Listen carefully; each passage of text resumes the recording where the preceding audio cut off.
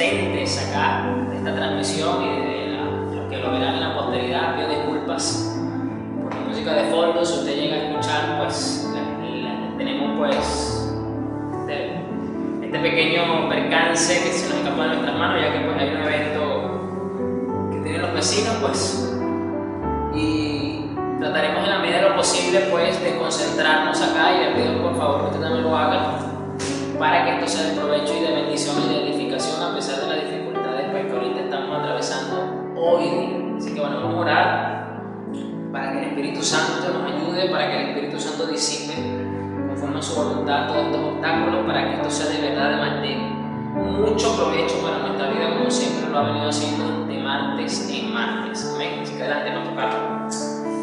Padre, en el nombre de Jesús te damos una vez más gracias que nos permitas reunirnos, Señor, alrededor de tu mesa, Señor, para degustar de tu santa y bendita palabra. Espíritu Santo, Así es, Señor, instruyéndonos, guiando, iluminando nuestro entendimiento para recibir con gozo en nuestros corazones esta palabra, Señor, que sea como un incienso logrado en tu presencia, y para nosotros, Señor, algo agradable en nuestro corazón, que lo vamos a recibir, que podamos, Señor, nutrirnos con esta palabra. Espíritu Santo, sé tú tomando el ambiente, el medio ambiente, para que esta particularidad de sonido exterior no afecte esta transmisión y que sea tu gloria manifestada en este lugar. Guíanos a toda área de toda justicia, Señor. Te pedimos que este estudio sea más poderoso que otros, Señor. ¿Por qué? Porque cuando hay dificultades, porque te vas a glorificar más, Señor. Y te damos gracias y te bendecimos en el nombre de Jesús. Amén y amén. Bien, sí. Hoy vamos a continuar, creo que la número 3 de nuestro estudio bíblico de lo que son los pactos de Dios. ¿Okay? Hemos mirado y ya tuvimos una introducción bastante interesante donde pudimos entrar en un contexto un poco más fuerte. La semana pasada entramos con mucho más especificación, con mucho más detalle, con mucho más profundidad sobre lo que es la palabra griega diateke, que es la que aparece en el Nuevo Pacto, en el Nuevo Testamento, precisamente definida como o traducida como testamento, alianza, arreglo legal. Y evidentemente desde ahí viene la palabra pacto. Explicamos pues que no es un capricho pues de la iglesia, no es un capricho denominacional, no es una imposición del pensamiento de alguien de querer establecer esta figura en la Biblia y hasta de cierto modo clasificarla en dos pactos, el Antiguo Pacto y el Nuevo Pacto, como normalmente salen todas las Biblias, hasta las Biblias distorsionadas y modificadas a propósito con el fin de tergiversar la Santa Escritura, como la de los mormones, como la de los testigos de Jehová. Está dividida, está clasificada, mejor dicho, en Antiguo Pacto y Nuevo Pacto. Entonces vimos bastante lo que implica esto del testamento, la alianza y el arreglo, y hemos visto por encima cada uno de estos pactos, pero hoy lo vamos a nombrar y hoy lo vamos a mirar un poco más a profundidad para que usted conozca cuáles son y cuántos son. Yo creo que si usted puede ver ahí un poquito en la pantalla, pues aquí vamos a ver los diferentes 6 pactos. Quiero que sepa que la iglesia, algunos sectores reconocen un 7º pacto, ¿ok? Pero yo me estoy basando pues en lo que nos encontramos con mayor testimonio y con mayor respaldo bíblico a lo largo de la historia, ¿ok? Esto ha sido como la iglesia del Señor Jesucristo a lo largo de más de 2000 años ha entendido y ha establecido y ha comprendido lo que significa estos pactos, cuántos son, y esto ha ayudado a comprender y a delinear todo lo que es la base doctrinal de la iglesia del Señor Jesucristo. Es interesante porque aquí también vamos a ver algunas características que están metidas en cada uno de estos pactos, ¿ok? También, así que vamos a ir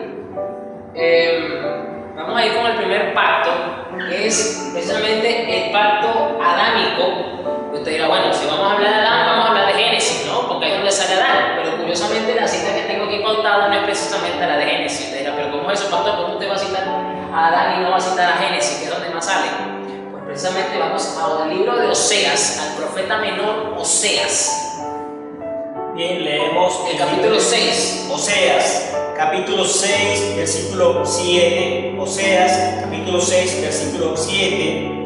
Yo leo la versión Reina Valera 1960 y el pastor tiene otras versiones. Leo entonces en la Reina Valera 1960, Oseas 6, versículo 7. Mas ellos, cual Adán, traspasaron el pacto, ahí prevaricaron contra mí. Voy a leer varias versiones, porque yo sé que a lo mejor usted nunca había leído completo este libro o no se había puesto con detenimiento a leer el capítulo 6, que lo vamos a leer en contexto. Ahorita lo vamos a leer en contexto, pero quiero citar rápidamente, que es el texto base, para que ustedes vean el por qué se toma en Adán como el primer o uno de los primeros pactos. La NTV dice: pero igual que Adán, dice el profeta, inspirado por el Espíritu Santo, ustedes rompieron mi pacto y traicionaron mi confianza. ¿Ok? Otra versión, la PDT, dice: pero Efraín y Judá rompieron el pacto como hizo Adán, me traicionaron allí. Otra versión, como la Nueva Biblia Viva, la NBB, nos dice: pero como Adán han desobedecido mi convenio. Convenio pues es un sinónimo de pacto, alianza, arreglo legal, testamento, ¿ok? Pero como Adán han desobedecido mi convenio, han despreciado mi amor. Es muy interesante. Bueno, la Reina Valera 2015, la última revisión que le han hecho, ¿ok? Dice: pero ellos violaron el pacto, cual Adán. Allí me traicionaron. Fíjense cómo estas... Sí, aquí tengo la NBI también. ¿La NBI? Sí. No, yo estoy viendo la Reina Valera. No, pero la tengo aquí también. Ah, ¿cómo lo dice? La NBI dice: son como Adán, han quebrantado el pacto, me han traicionado.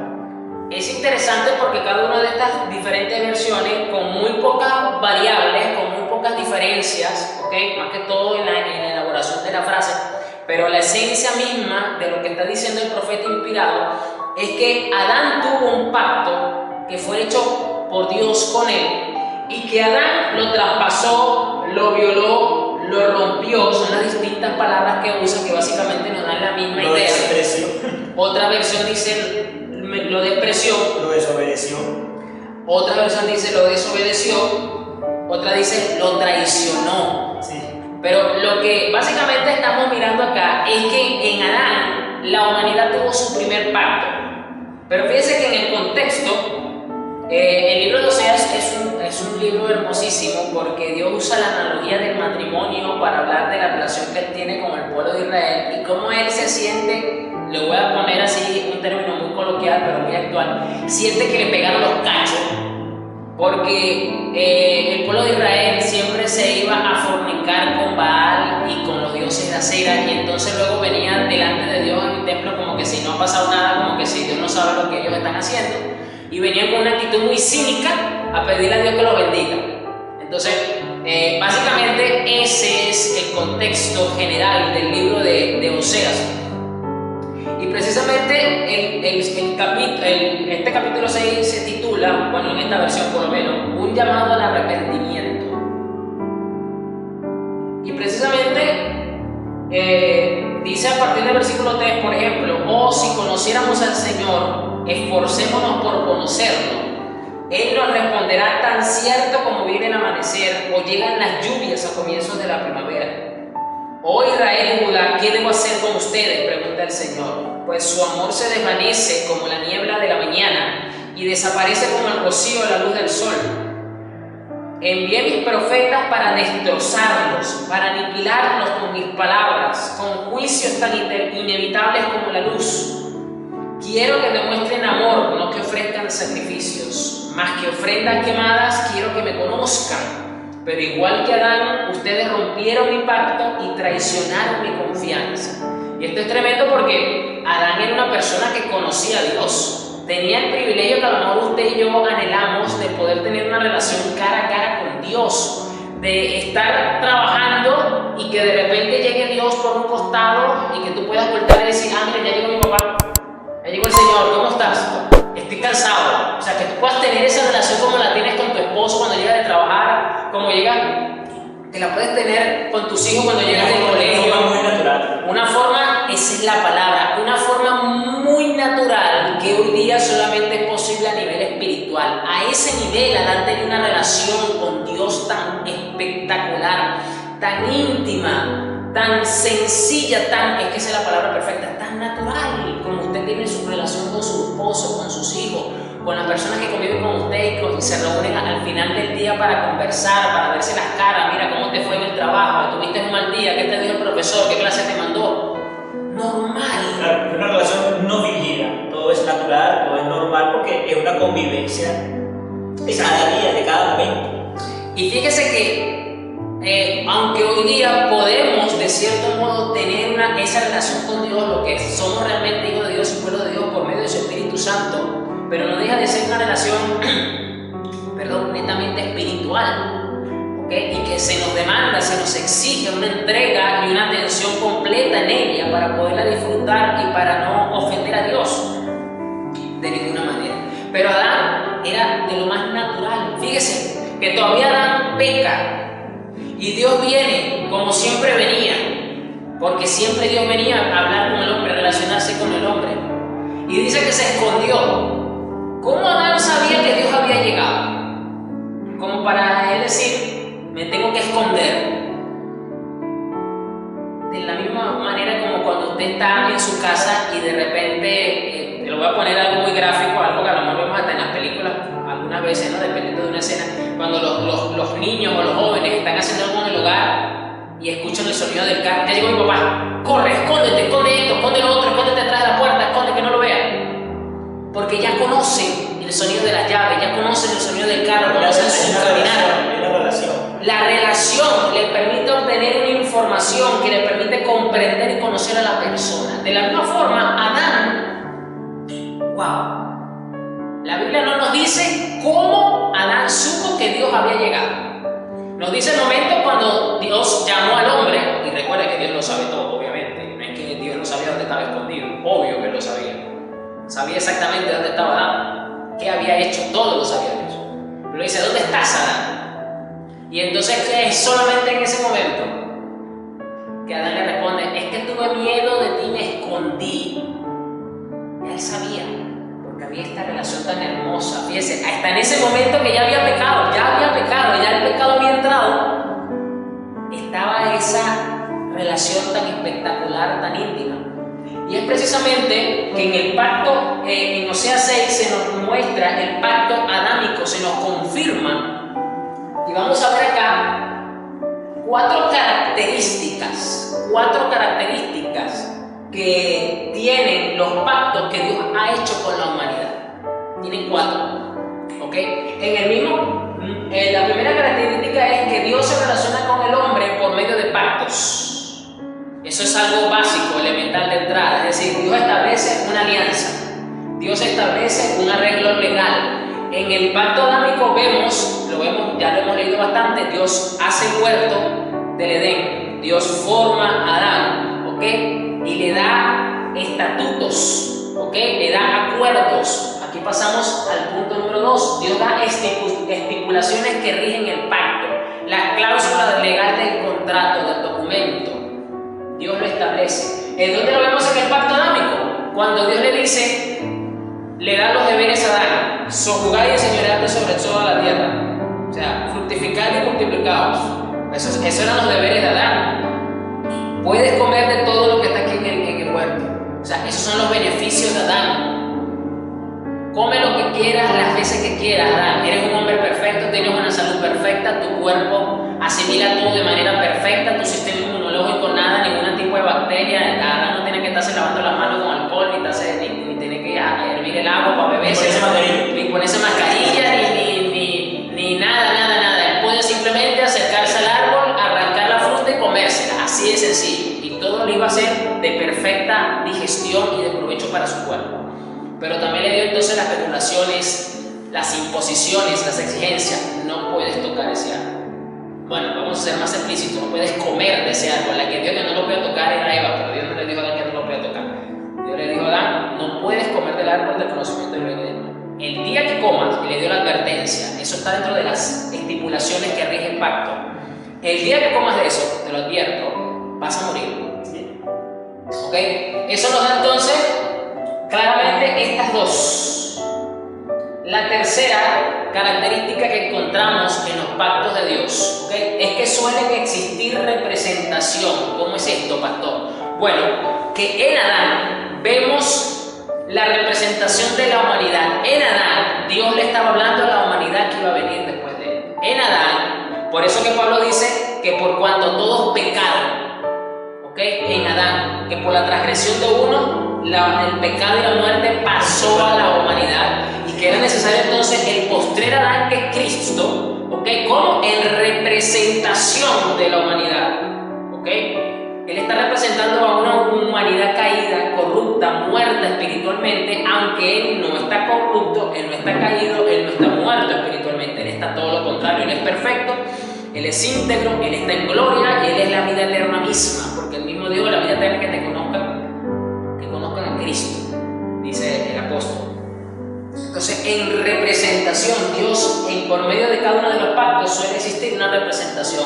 La primera representación que tuvimos nosotros delante de Dios fue Adán. Obviamente luego vino Eva, pero la cabeza de toda la humanidad era Adán. El pacto era con él realmente. Entonces, al Dios establecer un pacto con Adán, lo está estableciendo con toda la humanidad.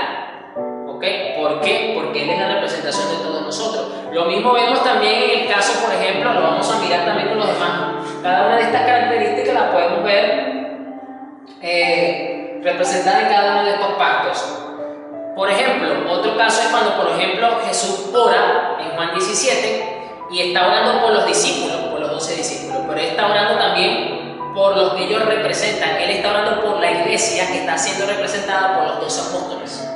Es decir, él estaba ahí orando y él estaba pidiendo en esa hermosa oración de Juan 17 que el apóstol capta, la que tiene muy buena memoria por tener inspiración del Espíritu Santo, para capturar la esencia de ahí por usted y por mí, después de dominarnos. O sea, porque dice, por los que han de venir.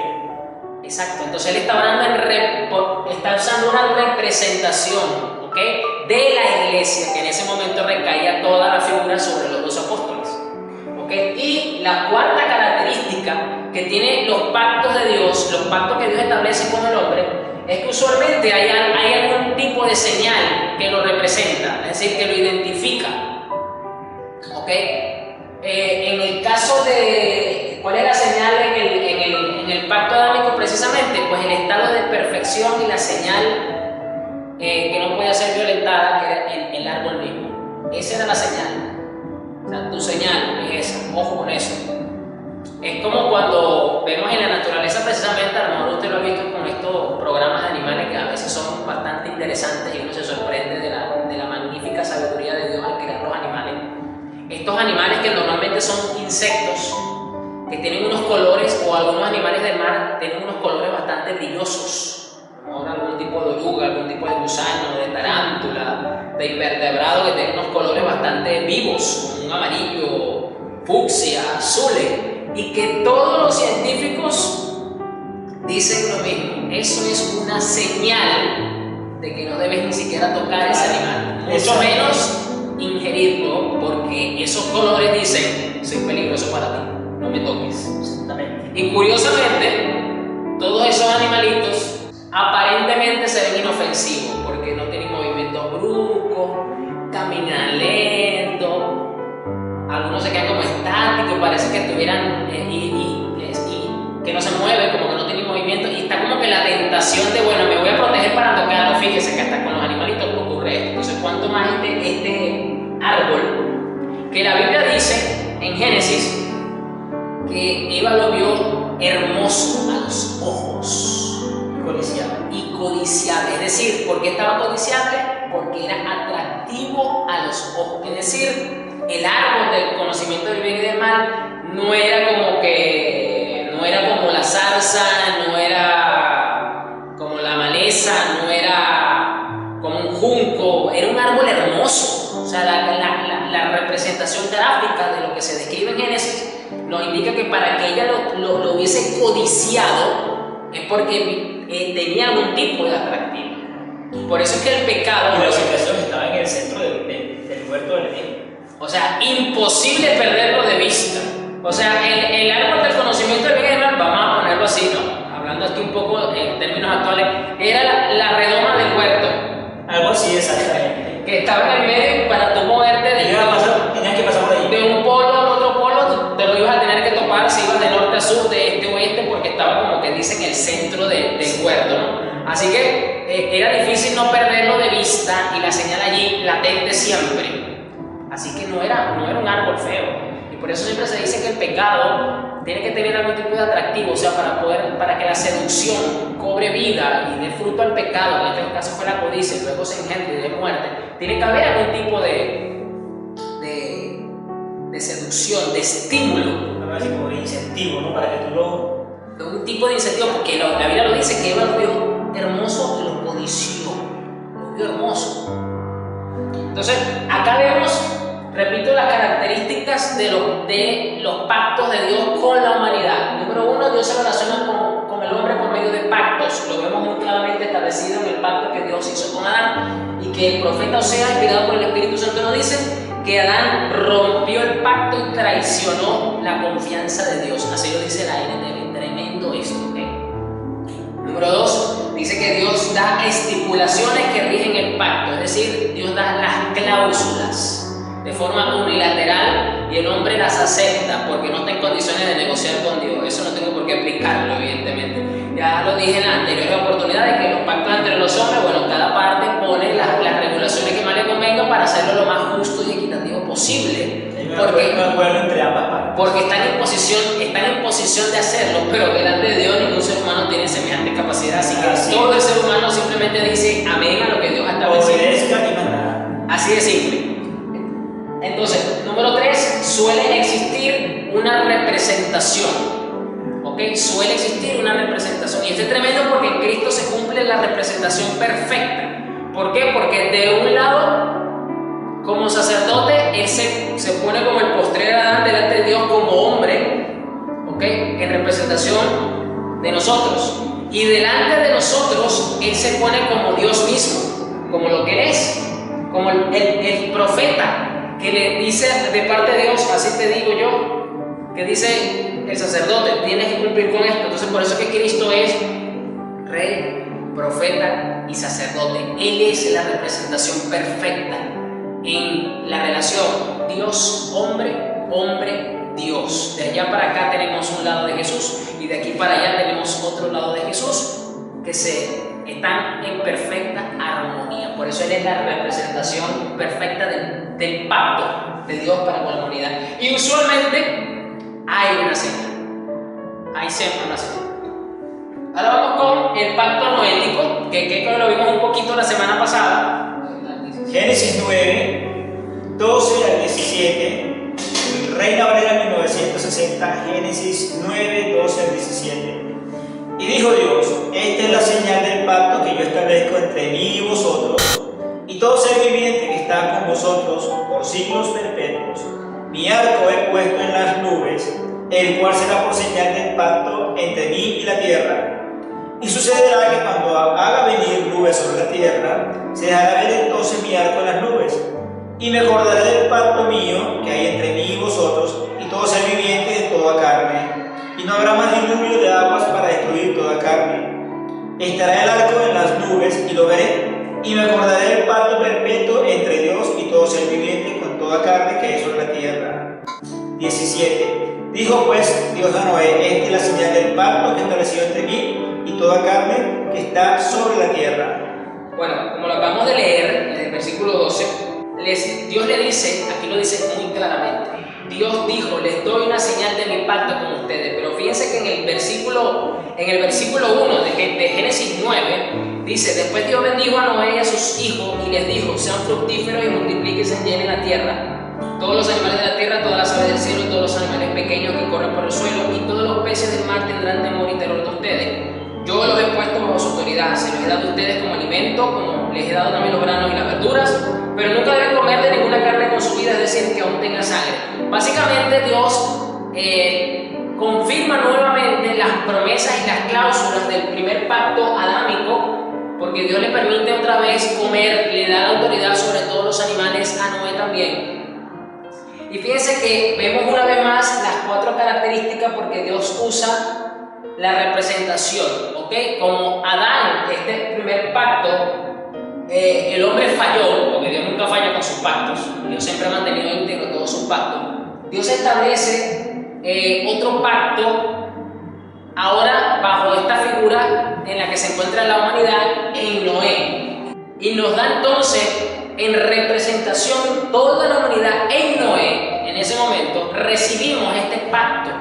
Y por eso hoy día, a pesar de que Noé ya está muerto, tiene muchos siglos, tiene milenios que se murió, no tenemos exactamente cuánto tiempo tiene después de haberse muerto, pero vemos en el versículo 12, ahora, que luego de que Dios bendice a Noé, luego que Dios nos habla bajo esa representación, Dios estipula los lineamientos, como ya lo vimos cuando lo bendice, cuando le da las regulaciones, cuando le dice puedes comer animales pero no lo comas con sangre. Es básicamente muy parecida a la observación. A Adán le dijo no puedes comer de este árbol, ni se te ocurra porque vas a morir. Ahora Noé le dice puedes comer de los animales, es decir, entra la dieta carnívora, el consumo de carne en la dieta alimenticia del hombre, pero le dice Dios no puedes comerlo con sangre. Tienes que cubrir la sangre, que corra toda y vas a poderlo comer. Esas son las regulaciones, las estipulaciones que rige el pacto. Dios se relaciona con Noé por medio del pacto, ¿ok? Hay la representación de la humanidad en Noé, porque le está hablando a toda la humanidad. Por eso que a pesar de que Noé está muerto, hoy día vemos el arco iris. Y usualmente, pues hay una señal, pues, que esta es una muy conocida. Y cada vez que aparece, esta es una señal muy conocida por todos los cristianos. Los ateos, los inconversos no conocen esto como una señal. Inclusive hay fábulas místicas alrededor del arcoíris, que al final del arcoíris hay una olla de oro y que el que lo encuentre se lo lleva. O sea, hay leyendas urbanas alrededor hasta de la figura del arcoíris, pero la verdad es la que establece acá, que ya la acabamos de leer.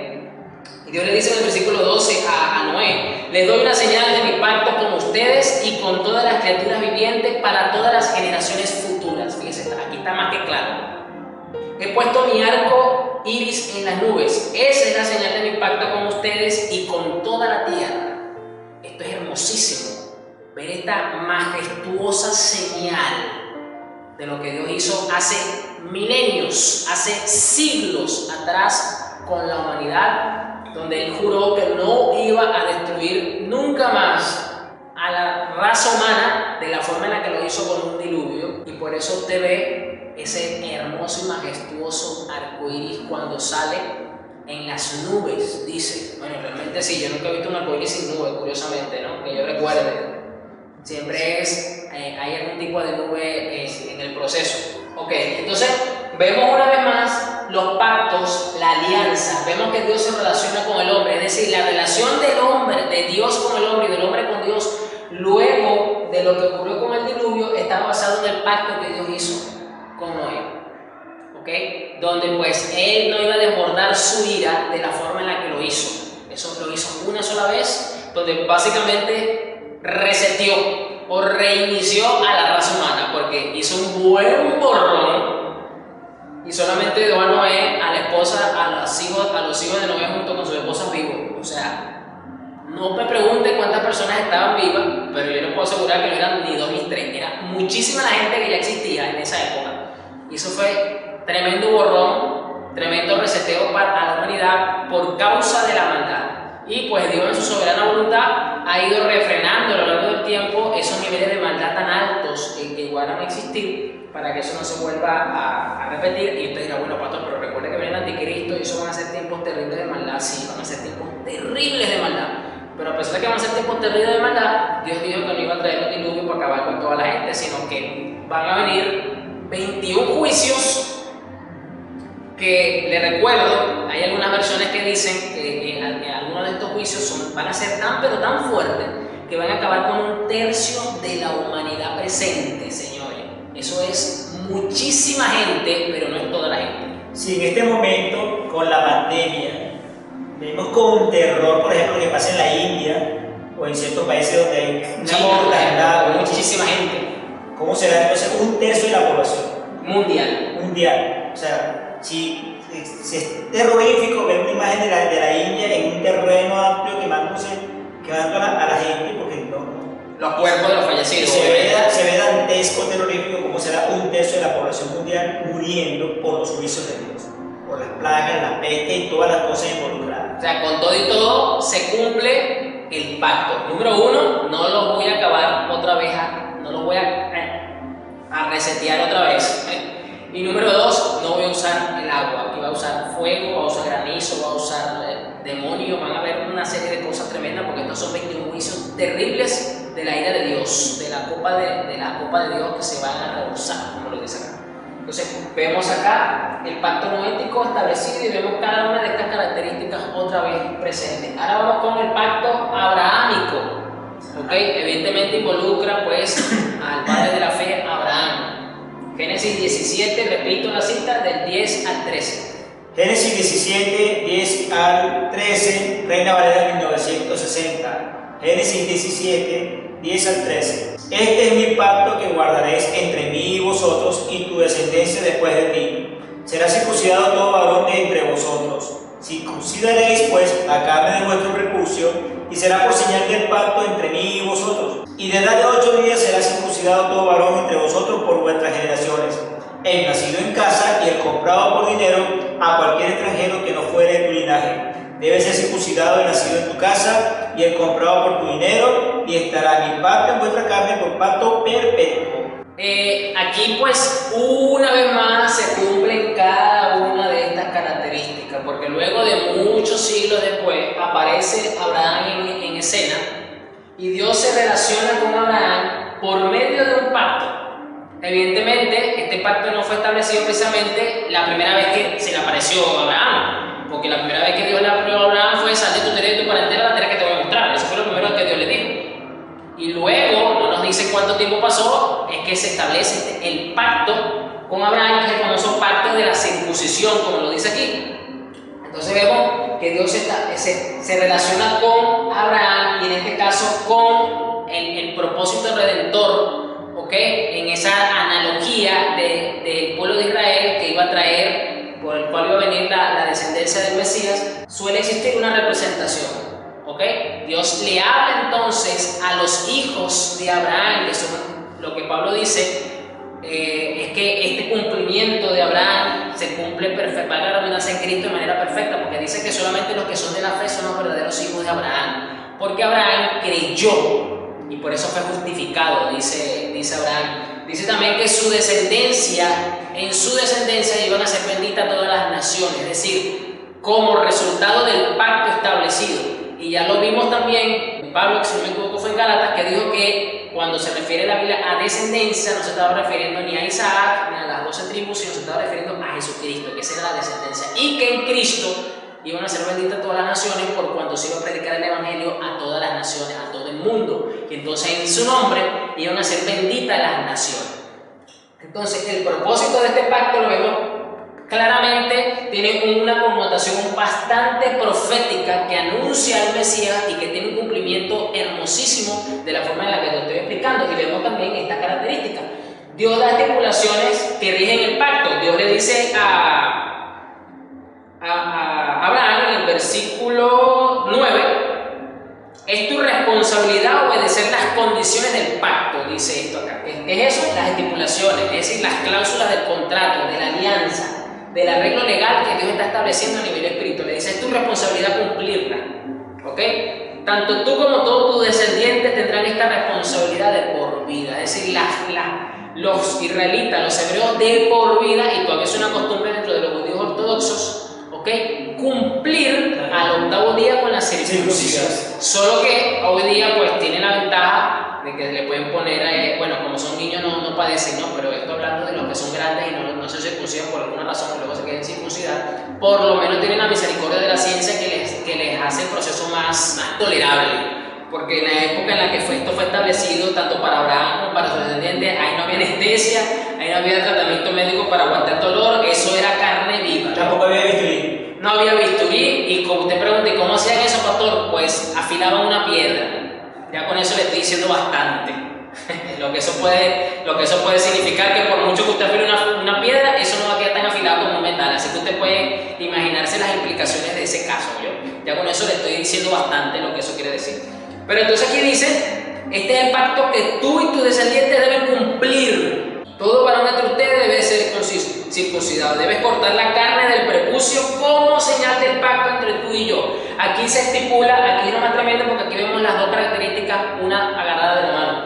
Vemos las estipulaciones que rigen el pacto y dentro de las estipulaciones está insertada la señal. ¿Okay? Todos los varones tienen que circuncidar. Esa es la señal del pacto. Lo dice Dios clarito. Aquí no hay consideraciones de ningún tipo. Y se lo resalta como 3 veces porque Dios sabe que eso iba a doler bastante. Por eso Dios tiene la misericordia de decirle que se lo hagan a los varones al 8º día. ¿Okay? Es como lo establece la ley mosaica y es como se cumplió y hasta el mismo Cristo cumplió con esto. Que cuando María lo lleva al templo dice que había una mujer orando a la que Dios le dijo que iba a ver al Salvador de Israel y de la humanidad, y ella lo tomó en su brazo y dice que luego de eso, bueno, partió. Entonces ella iba a presentar a Jesús al templo para cumplir con las exigencias de la ley. Así que Jesús fue circuncidado también como la máxima señal, él mismo siendo la señal que anunciaba la señal según la carne. Veremos esta hermosa representación acá. Bien, entonces vemos la representación. Los hijos de Abraham, los que somos de la fe, Dios nos habló y estableció un pacto con nosotros por medio de la fe, como dice Pablo, donde que Abraham fue justificado por la fe y los que son de la fe son verdadero linaje de Abraham, como lo dice Pablo. Dios les puso las estipulaciones a Abraham y Dios se relacionó con Abraham por medio de ese pacto, y los hebreos, los judíos, sus descendientes, como lo dice aquí, que tenían que cumplir con esta responsabilidad, entendieron que la relación que Dios tenía con ellos era por causa del pacto que había hecho con Abraham. Y por eso cuando Jesús tiene estos cruces de palabras, estas discusiones que los fariseos siempre tenían con él, que siempre salían con las tablas en la cabeza, una muy famosa donde ellos le dicen, pero nosotros somos descendientes de Abraham, o sea, ¿qué te crees tú? Nosotros somos descendientes de Abraham, nosotros somos hijos de Abraham.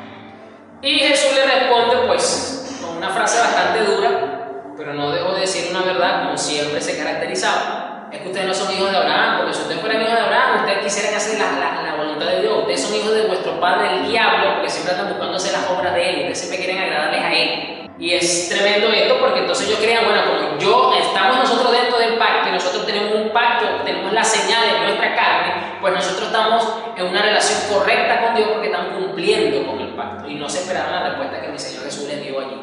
Y luego, pues más adelante vino el apóstol con la inspiración y la revelación, donde inclusive dice el apóstol Pablo que el verdadero judío no es el que está circuncidado según la carne, sino el que está circuncidado por el Espíritu en su corazón, porque es el Espíritu el que quita el prepucio de la naturaleza pecaminosa. Ese es el verdadero significado de la circuncisión según la carne, y por eso los cristianos, los gentiles, no nos circuncidamos según la carne. Es como el ala más radical de los judaizantes pretende todavía imponerle esa carga a la iglesia gentil. ¿Okay? Pero aquí vemos entonces cómo se van estableciendo cada uno de estos pactos, de estas características. Bien, ahora vamos con el pacto mosaico, los 10 mandamientos para el pueblo, del pacto. Éxodo 20, sí. Sí, inclusive el capítulo se titula Los 10 mandamientos para el pueblo del pacto. Todos los 10 mandamientos. Yo soy el Señor tu Dios que te rescató de la tierra de Egipto, donde eras esclavo, no tengas ningún otro Dios aparte de mí, no te hagas ninguna clase de ídolo, no hagas mal uso del nombre del Señor tu Dios, acuérdate de guardar el descanso y mantenerlo santo, honra a tu padre y a tu madre, no cometas asesinato, no cometas adulterio, no robes, no des falso testimonio, no codicies. O sea, cuando Dios le da a Moisés las tablas, ¿okay? Que lo hace subir, que duró 40 días con el Señor, y le dice, mira, tienes que bajar porque este día se descarrió y el sacerdote que le pusiste ya está consagrando el becerro que están haciendo allí, así que baja porque...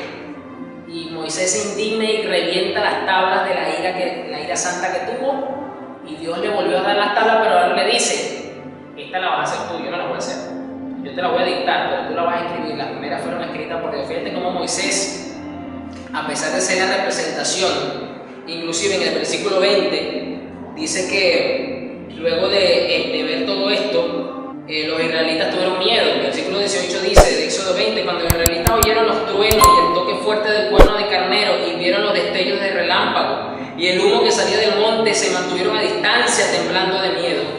Y entonces le dijeron a Moisés, háblanos tú y te escucharemos, pero que no nos hable Dios directamente porque moriremos. No tengan miedo, le respondió Moisés, porque Dios ha venido de esta manera para ponerlos a prueba y para que su temor hacia Él les impida pecar. Así que el pueblo se mantuvo a distancia, pero Moisés se acercó a la nube oscura donde estaba Dios. Aquí vemos otra vez las 4 características. ¿Cuáles son estas 4 características? Dios se relaciona con el hombre por medio de los pactos. Luego de que el pueblo de Israel es sacado de Egipto, que tienen alrededor de 2 meses a 3 meses ya de haber salido, llegan al monte Sinaí, Dios hace subir a Moisés, le entrega todo esto y establece la relación que ahora van a tener ellos, donde se les exige y se les entrega la ley en representación de estos 10 mandamientos en la tabla, pero ya usted sabe que no son solamente 10 mandamientos, porque luego vino el libro de Éxodo con todas las regulaciones y sobre todo 2 libros importantísimos donde podemos mirar que no fueron solamente 2 mandamientos, sino que esos fueron como que la base legal para el resto, como ese libro de Deuteronomio y como ese libro de Levítico, donde salen muy detallados los mandamientos que yo tenía que cumplir en todo, en lo civil, en lo religioso, en el matrimonio, en la guerra, en la repartición de bienes, en la resolución de conflictos, en todas las áreas de la vida del pueblo de Israel había mandamientos que cumplir estipulados por Dios. Generalmente así, está la ley y están los reglamentos, sí. Mira la ley porque es la base de sustento. Y después el reglamento, que es la aplicación de la ley, que son los otros libros que estás comentando. Sí, entonces la ley, si no me equivoco, son creo que 667 mandamientos u ordenanzas santas, también se le dice, es decir, que no son solamente 10, ¿okay? Si no me equivoco en el número total. Así que había bastante que hacer. Claro, solo estaba escrito en las tablas de la ley. Porque esa era la representación, la señal. Por eso que el arca del pacto, como se le dice, tenía que adentro las tablas. Porque esa era la señal que fue entregada a Moisés, porque era la representación, una vez más, a la que Dios le estaba hablando a su pueblo, a la nación de Israel, en representación de Moisés. ¿Okay? Pero fíjese que, como lo dice aquí, nosotros no vamos a hablar con Dios. Usted vaya y hable con Él y nosotros te vamos a escuchar a ti. Usted venga, nos dice qué fue lo que dijo y nosotros le vamos a hacer. Y le dijo a Moisés, tranquilo, no tenga miedo. O sea, todo esto que usted está mirando aquí, todos estos efectos especiales naturales que Dios está haciendo, es para que usted sepa que Dios tiene poder, que Él no es como los dioses de Egipto que ustedes conocían. No, este es un Dios verdadero. Así que esto es para que ustedes lo respeten y para que no le ofendan. Para alimentarles el temor a Dios, el respeto profundo que le deben de tener. ¿Okay? Entonces, vemos aquí cómo se establece otra vez las 4 características. Usualmente hay una señal, sí, la señal fue quebrantada por el mismo representante, porque de la indignación las quebró. Moisés tuvo el tupé, tuvo el lujo de quebrar unas tablas hechas por Dios mismo y que Dios no lo matara. Porque básicamente fue... Eso es lo que le dio un castigo en ese momento. Pero tú mismo vas a hacer las tablas. Yo no la voy a hacer, la vas a hacer tú. Yo la voy a escribir, pero tú la vas a hacer. Pero fíjese que el hombre, en su humanidad, no tiene la capacidad de cumplir con Dios. Porque el primero que quebrantó la ley fue Moisés, porque él fue el que la quebró. No fue Aarón, porque todavía no había sido leída totalmente. No fueron el pueblo, no, fue el mismo Moisés que quebró la ley. Solo que Dios tuvo la misericordia de que no lo fulminó y no lo mató ahí por quebrarla, sino que lo mandó otra vez, venga para acá, ahora usted la va a hacer. Y eso estaba dentro del arca del pacto, precisamente, como la señal. Por eso que el arca del pacto, más allá de la gran representación simbólica de lo que significa ese cofre que Dios mandó a construir dentro de las exigencias de la ley mosaica, dentro del pacto, era también por lo que contenía, o sea, la señal del pacto, que no era cualquier cosa, que era la ley misma de Dios, este nuevo pacto por el cual pues, el hombre se comprometía a obedecer las exigencias estrictas de la ley para demostrarle que necesitaba del Señor para cumplirla, que en su humanidad, en su condición caída, no iba a poder agradar a Dios al 100% y que en algún momento iba a caer y se iba a frustrar. Y le digo una cosa, los mejores exponentes de este caso son los fariseos. ¿Por qué los fariseos? Porque los fariseos se caracterizaban por ser personas muy celosas de la ley, que buscaban cumplir con el más mínimo detallito, la más mínima coma. No pudieron agradar a Dios de esa forma. No lo pudieron. Se frustraron en el camino y fueron ciegos De hecho, por la ley nadie podía ser justificado porque era imposible cumplir al 100% la ley. Y a pesar de ese celo por cumplir, fueron ciegos guiando a otros ciegos, como mi Señor lo dijo. Déjalo, que ellos son ciegos guiando a otros ciegos. Lo dijo mi Señor.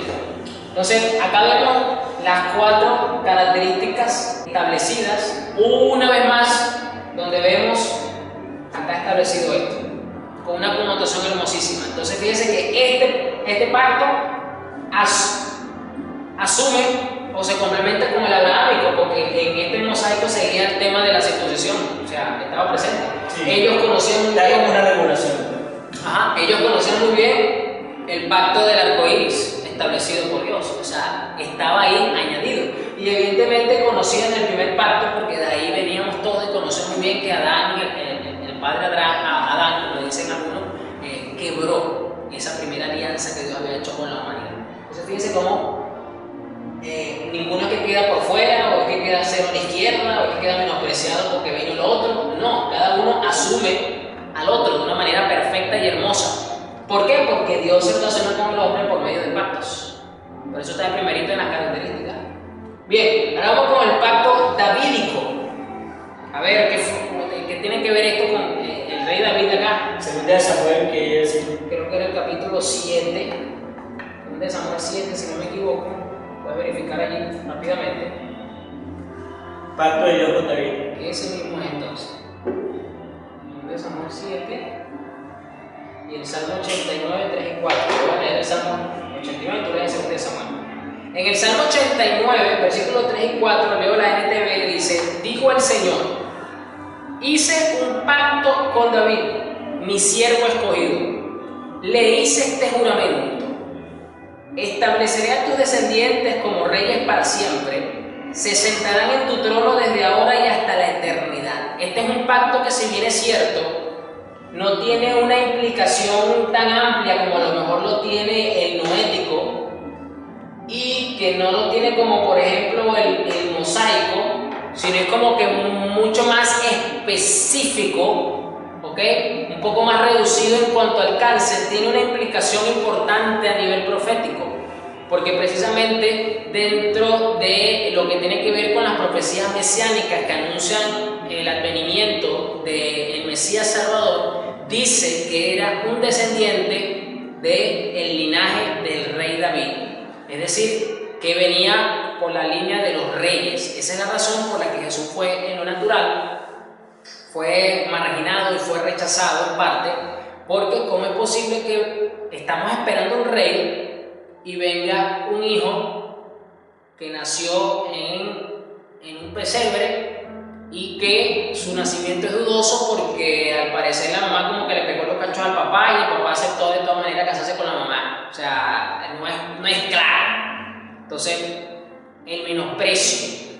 Pero al hacer Dios este pacto con David, en Cristo se va a cumplir a plenitud. Digo que se va a cumplir porque todavía falta parte del cumplimiento de este pacto, que es cuando venga el reino milenial de Cristo sobre la tierra, y que precisamente va a tener el centro de poder en Jerusalén, de autoridad. Entonces allí va a tener pleno cumplimiento este pacto profético mesiánico anunciado a David. ¿Por qué? Porque de esta forma se va a cumplir que siempre va a haber un descendiente.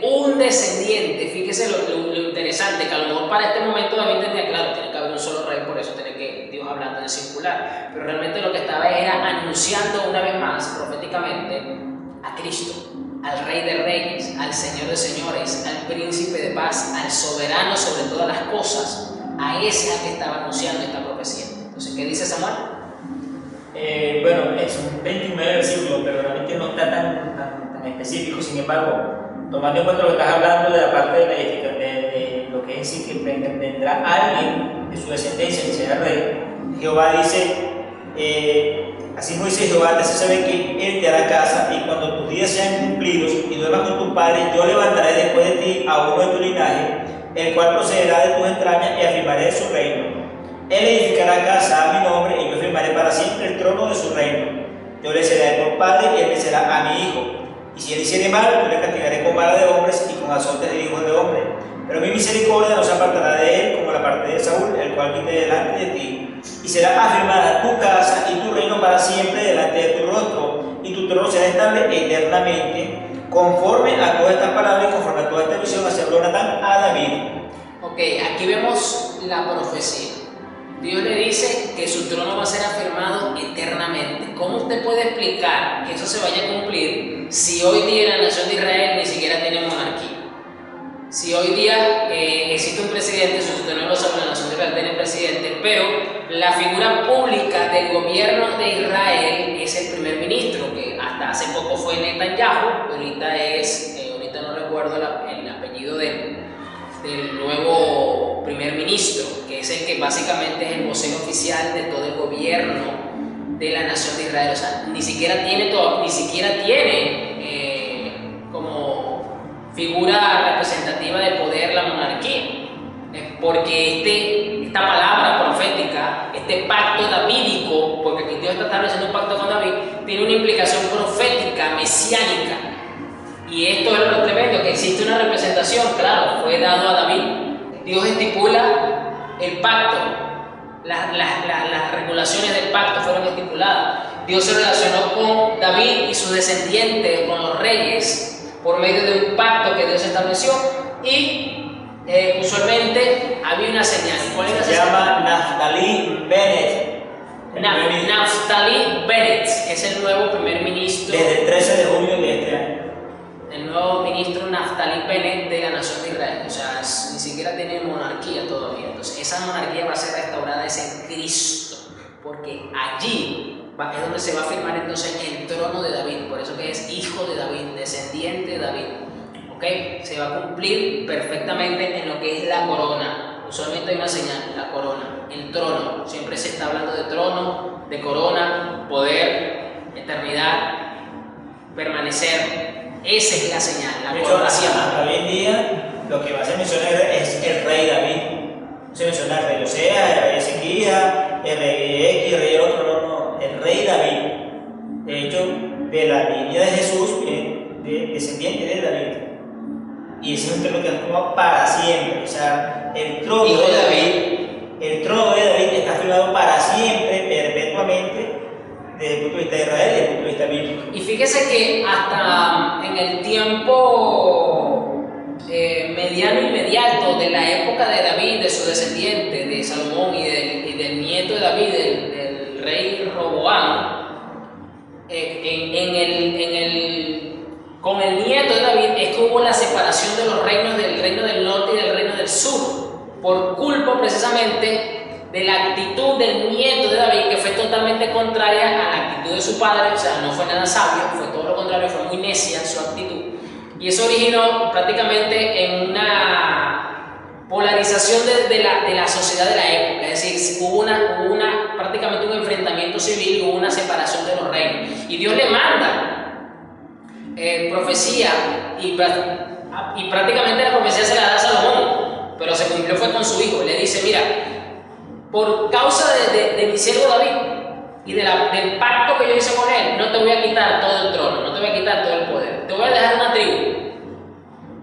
Recuerdo que fue un profeta que estaba en el camino y agarró una tela y la empezó a picar en pedazos como un acto profético, y le dijo: estas son las tribus que te voy a quitar y te voy a dejar esta solamente. Y lo voy a dejar no por ti, la voy a dejar por causa del pacto davídico que hice con tu papá. Y eso se cumplió en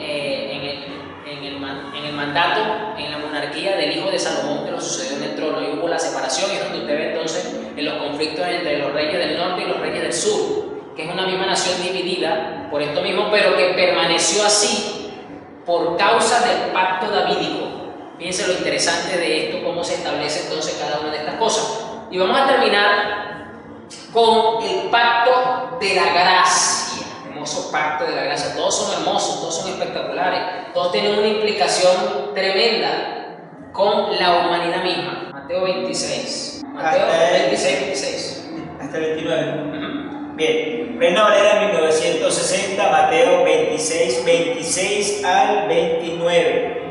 Y mientras comían, tomó Jesús el pan y bendijo y lo partió y dio a sus discípulos y dijo: tomad, comed, esto es mi cuerpo. Y tomando la copa y habiendo dado gracias, le dio diciendo, bebed de ella todos, porque esto es mi sangre del nuevo pacto, que por muchos es derramada para remisión de los pecados. Y os digo que desde ahora no beberé más de este fruto de la vid, hasta aquel día en que lo beba nuevo con vosotros en el reino de mi Padre. Bueno, esto es tremendo. Vamos otra vez con las características. Dios se relaciona con el hombre por medio de los pactos. El pacto de la gracia es la restauración de la relación de Dios para con la humanidad. Dios pasó por todos estos pactos para poder llegar al pacto perfecto de la gracia, donde se restablece la relación Dios-hombre, hombre-Dios de una manera perfecta. Dios da estipulaciones que rigen este pacto. Bueno, aquí en este punto, pues la primera regulación es que se accede por medio de la fe. Las obras no son posibles. La segunda regulación básica y principal es que tiene que haber arrepentimiento genuino de parte del hombre, y en eso tiene un papel fundamental el Espíritu Santo, porque mi Señor Jesucristo dijo que Él redarguye, es decir, Él convence al pecador de su pecado, de justicia y de juicio, para que éste venga al arrepentimiento, venga una regeneración y venga entonces luego la fe que nos concede el acceso a esa relación correcta con Dios. Entre las, pudiésemos hablar de las diferentes estipulaciones, meta todas las epístolas apostólicas de cómo debemos llevar este nuevo pacto, en nuestra vida. Así que hablar de las estipulaciones son muchas consideraciones que hay que tener en cuenta, pero estoy tomando las básicas y las fundamentales que le permiten al hombre acceder a este pacto de la gracia. ¿Por qué es el pacto de la gracia? Porque es un pacto de misericordia, porque no es un pacto de justicia. Quiero explicar esto bien. No es un pacto de justicia en el cuanto Dios no destruye a la humanidad por completo, porque la paga del pecado es muerte y el hombre por naturaleza es pecador y se merece entonces que sufra y que sea aniquilado. Eso es ser justo. Es un pacto de misericordia por cuanto recibimos la justicia de Dios. Bueno, pastor, pero me está dejando igual, no me está explicando. Como que me dice una cosa y después me dice la otra. Usted mismo como que se está contradiciendo. No, espérese, déjeme explicarle. ¿Por qué lo digo así? Porque en la Reina Valera, por ejemplo, usted va a encontrar frases que la usa Pablo, por ejemplo, que dice justificados por la fe. Cristo es nuestra justicia. Entonces usted tiene que entender qué es lo que quiere decir esa palabra, cuál es la connotación que Pablo le da. Lo que no está diciendo Pablo es lo primero que dije, o sea, que Dios no nos paga a nosotros como nos merecemos, porque si eso fuese así, entonces fuera el pacto de la justicia. Claro. Ahí se ve que estamos rapados. La justicia te dan lo que merecen. Nosotros merecíamos la muerte por nuestro pecado. La paga del pecado nos dieron vida eterna, nos dieron perdón, es decir, tuvo misericordia de nosotros y nos dieron el don de la salvación, que es la gracia como tal. Porque entonces la Reina Valera, sobre todo, que es la que usa la palabra justicia en esta connotación, ¿cuál es entonces la connotación que le da? ¿Por qué la traduce como justicia? Bueno, porque precisamente cuando usted lee por lo menos Cristo fue hecho nuestra justicia, en Cristo somos justificados, por la fe somos justificados, lo que quiere decir es fuimos aprobados, estamos entrando en una relación correcta con Dios. Eso es lo que quiere decir, esa es la connotación. Tenemos acceso al trono de la gracia por medio de la justificación en Cristo Jesús, de su sangre, de su carne, de su sacrificio. Y bueno, obviamente es de la gracia, porque Dios actúa de forma unilateral, no dándonos lo que nos merecemos, sino dándonos lo que no merecemos. Es un don inmerecible. No nos merecemos su misericordia, no nos merecemos su perdón, no nos merecemos su amor, no nos merecemos su bondad, no nos merecemos absolutamente ninguna virtud celestial de Dios, pero Él nos lo da, a pesar de nuestra naturaleza caída y pecaminosa, rebelde y hostil hacia Él. Eso lo hace. Entonces, vemos, ya está lista las estipulaciones, suele existir representación, lo dije como una antesala al principio, Cristo es la representación perfecta. Moisés no solamente era una tipología de la representación de Cristo, porque Moisés se presentaba delante del pueblo en nombre de Dios y se presentaba delante de Dios en nombre del pueblo. Abraham era una tipología perfecta de Cristo mismo, porque en Él fueron benditas las naciones. A Abraham se le fue dicho, tu descendencia va a ser enorme, ¿lo puedes contar, Abraham? No lo puedo contar. Bueno, Pablo dijo, todos los que son de la fe son descendientes de Abraham. Son muchísimos los descendientes que son de Abraham entonces. En el pacto noético, Dios decidió no aniquilarnos, sino tratarnos con misericordia. Sobre sobre este mundo. Entonces aquí vemos una representación de Cristo, también acá hermosísima, donde es en Cristo que tenemos un reinicio, un reseteo de nuestra vida, donde se nos da las estipulaciones para poder vivir y ver siempre su señal. Y tenemos en Cristo el pacto adámico porque Él es el postrer Adán, Él es el Adán perfecto que vino y se presentó delante de Dios para pedir misericordia, que intercede por nosotros todos los días como sumo sacerdote. Y usualmente hay una señal, porque esto es mi sangre, versículo 28, la cual confirma el pacto entre Dios y su pueblo. Es derramada como sacrificio para perdonar los pecados de muchos. No dice de todos, dice de muchos. De todos, no dice. Entonces, ¿cuál es la señal? La sangre de Cristo. La sangre de Cristo. Esa sangre que clama, que está más viva que la sangre de Abel, como dice el escritor de Hebreo, que es perfecta, que nos limpia de todo pecado, que es repulsiva a Satanás y al infierno mismo. Le produce dolor de estómago si el infierno tuviese estómago de alguna forma. Una marca que causa terror en las tinieblas. Le causa pánico.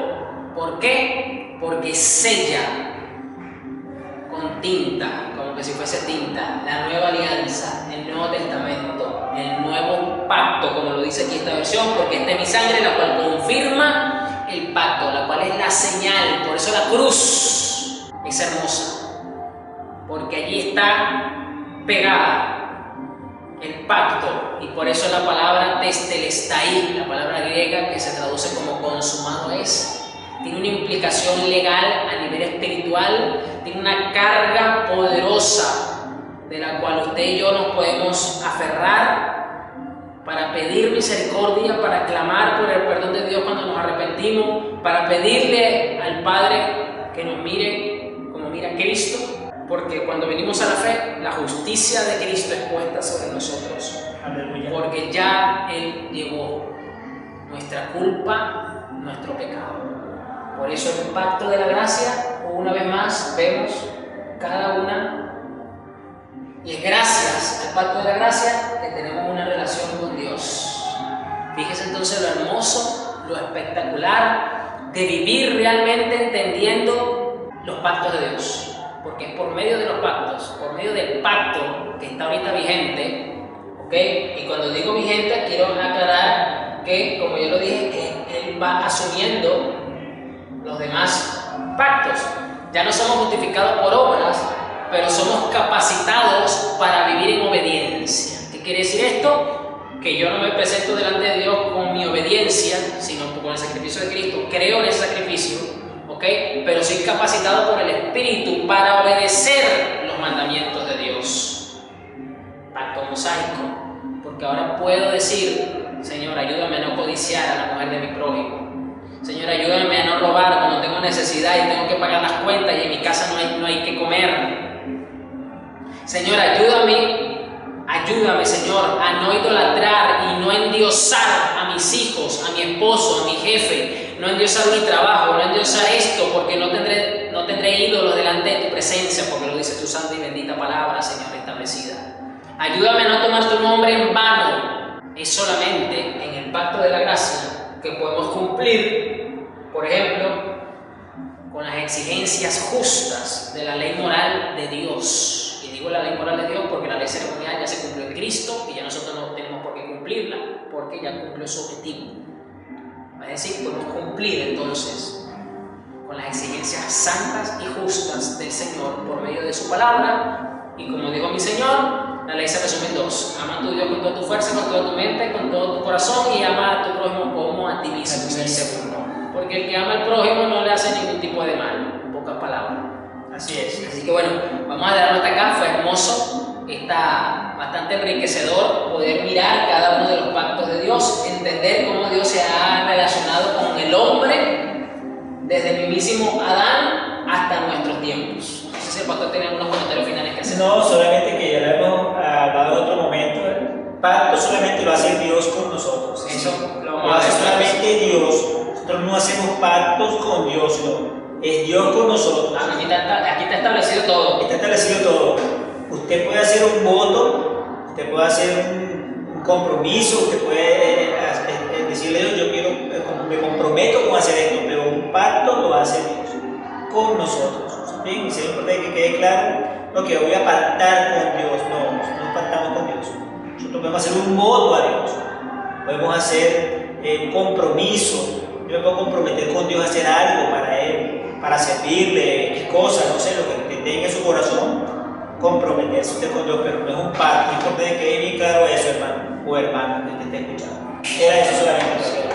Bien, bueno, vamos a orar para despedirnos. Esperemos pues que usted pueda escuchar atentamente. Pedimos disculpas pues por la música de fondo si se llega a escuchar algún tipo de sonido que pueda interferir un poco, pero ya es una situación que se escapa de nuestras manos, pero esto no nos iba a detener para cumplir con el Señor y con la iglesia del Señor también, que hoy día pues se reúne para escuchar y ser edificada por medio de su santa y bendita palabra. Así que bueno, muy edificante hoy, como lo hemos mirado, las diferentes características que... Es un cuadro sinóptico que nos da una característica bien clara, una definición bien clara de lo que son los pactos. O sea, para tenerlo en mente, un cuadro sinóptico importante que usted lo tenga allí, que lo haya anotado, y si no, bueno, lo capture en la pantalla para que usted pueda tener ese cuadro sinóptico y lo traiga a su memoria cada vez que usted tenga que hablar de este tema, en alguna circunstancia, con su familia, en su iglesia, o con otra persona, o una discusión específica. Es decir, si usted pertenece a otra congregación, me refiero, ¿no? Pues esta grabación va por toda la tierra, por las redes sociales. Claro, exacto. Y si no es en la iglesia, para que usted sepa de qué se habla y hablarlo con propiedad. La idea es eso, porque el conocimiento te hace libre, la verdad te hace libre, y esta es la verdad de la palabra de Dios. Así es. Bueno, vamos a orar para despedirnos. Señor, gracias. Gracias. Eres maravilloso porque una vez más vienes a nosotros. Sí, Señor. Señor, guiarás nuestro corazón para que la semilla de tu palabra se siembre y pueda crecer para dar un fruto majestuoso de justicia en nuestras vidas, Señor. Oh, sí, gracias porque tú nos permites entender, Señor, para poder luego poner por obra lo que hemos recibido. Así es. Padre, gracias, Señor, porque tú nos edificas alrededor de tu santo y bendito nombre, sí, sí, en el fundamento mismo de tu palabra, Señor. Padre, que en el nombre de Jesús, este mensaje como el resto, Señor, sea de verdadera edificación para todo, Señor, tu pueblo, para todos tus hijos en general, Señor. Ayúdanos, Señor Jesús, para así, Señor, estar bien fundamentados en tu palabra, Señor Jesús, y crecer, Señor, mucho mejor, sabiendo que es gracias a un pacto que hoy podemos precisamente orar en el nombre de Jesús. Gracias, Padre. Gracias, Señor. Amén. Amén. Amén. Dios me lo bendiga, nos vemos. Bendiciones.